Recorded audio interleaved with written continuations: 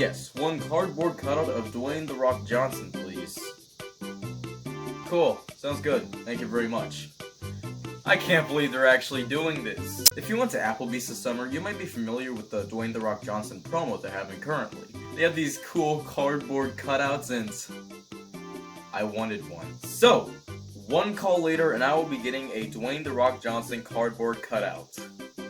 I've always wanted this my whole entire life.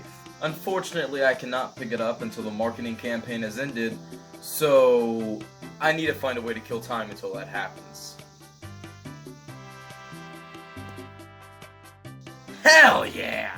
Gimmick sets are such a big part of Ninjago. They've been around since the beginning, and 10 years later, they're still around. So I'm going to recount all of the different types of gimmick sets. But first, some basics. What constitutes as a gimmick set? I classify a gimmick set as a $10 to $20 set that focuses on one ninja and has weird packaging. It's hard to explain a gimmick set, but when you see them, you know you're looking at one. Ninjago launched with a wave of gimmick sets that would last for the theme's first 2 years, spinners. The way spinners worked was you'd spin them. You could add weapons onto the ninja, and the goal was to knock the other character off.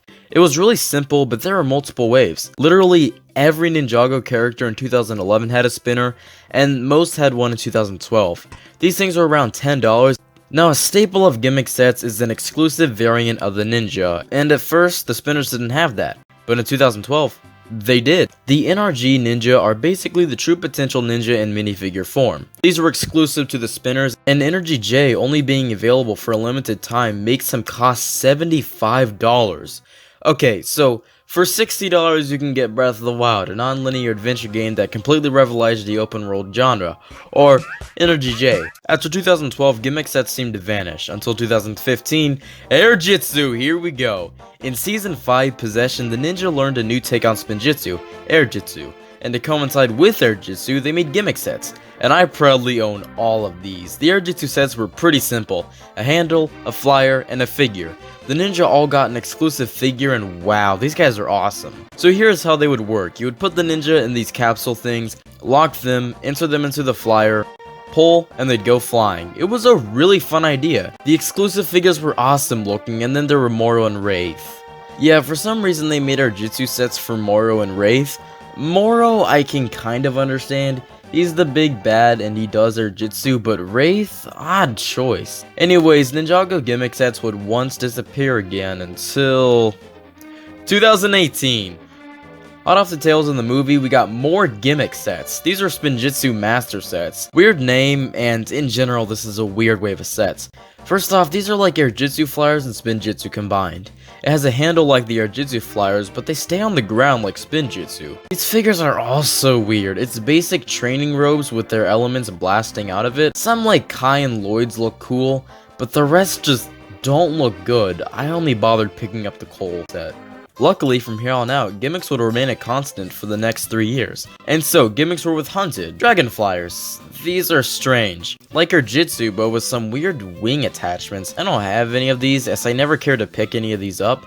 But part of me regrets that because of these figures. These flyers include these non-canon flight ninja suits, and these look awesome. I definitely want to pick these up someday. In 2019, with the first wave of Legacy, spinners made a return, now with molded Spinjitzu pieces, and these are awesome. The pieces for Spinjitzu are now molded and show accurate and are brilliant for animation. Despite that though, I never picked any of these up because of the minifigures. These suck. Like, these are good suits, but these aren't exclusive. That really killed off a lot of the hype for me.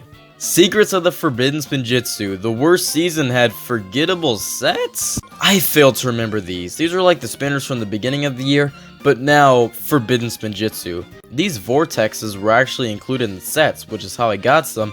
These were Spinjitzu Slam. These were kind of redone in 2020. You'd screw the spinner into this contraption and give it a good slam and watch it spin.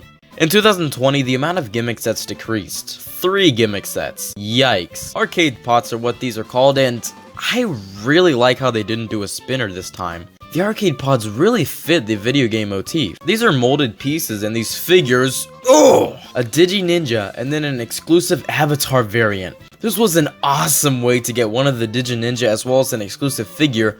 Unfortunately, only Jay, Kai, and Lloyd got these, which I guess makes sense. Jay was the main character of Prime Empire, Lloyd is the main character of Ninjago, And Kai is the face of Ninjago pre-Lloyd, which was just 1 year, I guess? This weird trend followed up for the summer wave with Spinjitzu Burst from Master of the Mountain. Once again, the season's main character, Cole, is here along with Kai and Lloyd, and these are some cool figures. And the way these things work is pretty dang cool. They're similar to Spinjitzu Slam where you slam it, but now these pretty weird vortex builds will float open at high speed. And finally, the most recent wave of gimmick sets is the Epic Battle sets. These include an interesting training suit for the ninja, as well as an enemy. For Kai, a skeleton, for Jay, a serpentine, for Cole, a ghost, and for Zane, a ninjoid. Of course, the release of these coincided with 10 years of Ninjago Legacy sets, and for that, these are pretty cool. For $10 each, including an exclusive ninja, an enemy scout, and a simple build, these are an excellent deal. Now, I still have yet to see Seabound, and strangely this wave has no gimmick sets. Now, I don't want to jump to conclusions, but lack of gimmick sets instantly makes this the worst Ninjago season. And believe it or not, 6 years later, I still haven't lost my touch with Air Jitsu. Watch! Oh, shit!